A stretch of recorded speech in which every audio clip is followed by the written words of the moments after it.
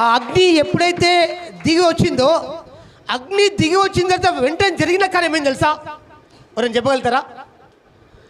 అగ్ని దిగి వచ్చిన తర్వాత వెంటనే అక్కడ ఒక మాట వినబడుతుంది. ఏ మాట తెలుసా? అది హల్లెలూయా, ఆమేన్, గుడ్. గట్టిగా చెప్పలుగుతుంది, మేము పడతాం, గట్టిగా చెప్పలుగుతాం.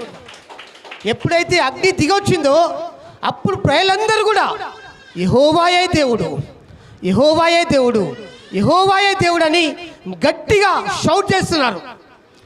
నీలో అగ్ని మండితే ప్రజలకు అర్థమైపోతుంది నువ్వు దేవుని బిడ్డవని. నీలో అగ్ని మండాలి, పరిశుద్ధాత్మ అగ్ని మండాలి. ప్రజలకు ఎవరు చెప్పలే మీరు షౌట్ చేయండి, ఉరండి అని.